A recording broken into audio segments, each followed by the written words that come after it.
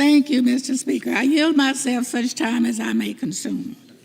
It is an honor to stand before this body today to speak in support of H.R. 4521, the America Competes Act of 2022. I am very proud to be the sponsor of this bill, and as the chairwoman of the Committee of Science, Space, and Technology, I'm especially proud to the strong bipartisan bills from the committee that were included in this package. It is a privilege to be able to come together in the House this week to consider this consequential piece of legislation. This is legislation that is critical to the future health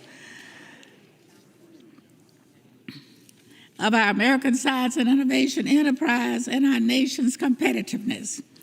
The United States has long been a beacon of excellence in science and innovation. However, we cannot rest on our laurels. It is time for us to revitalize federal support for the kinds of research and development initiatives that enable us to achieve the excellence of first place. And we need to take a holistic approach that encompasses everything from the state-of-the-art research and development taking place at our national labs to advanced manufacturing facilities that employ and support communities across this nation. It is not an understatement to say that we can usher in an exciting, prosperous future for American competitiveness with the suite of provisions contained in Divisions A and B of the America Competes Act. These include transformative support for the National Science Foundation, the Department of Energy's Office of Science, and the National Institute of Standards and Technology. In addition, the provisions in this act will enable us to create a strong and diverse STEM workforce, one that is ready to address the great societal and scientific challenges we face as a nation. One of many STEM provisions included in Competes is the STEM Opportunities Act. This is an initiative I've been working on for 15 years and which is now needed more than ever. With this legislation, we are making investments to build clean energy solutions, address the climate crisis, reinforce our national security, enhance our semiconductor manufacturing capabilities, and so much more. In short, we're acting to address the critical needs identified by the scientific community, industry, academia, and other stakeholders as they most need to succeed in the 21st century.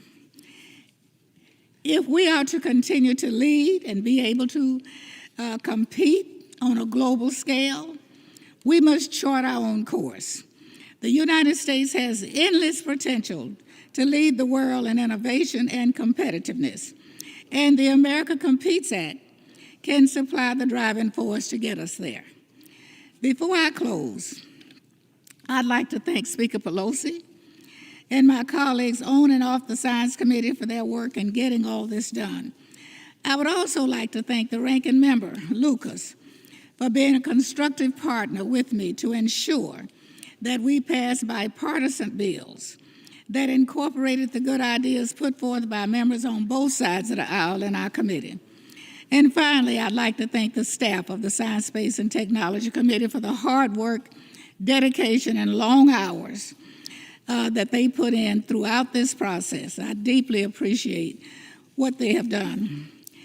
This is a strong package, one that was put together with the needs of each and every American, especially those in historically underserved communities in mind. I urge all of my colleagues to support the America Competes Act of 2022, and I look forward to a swift passage.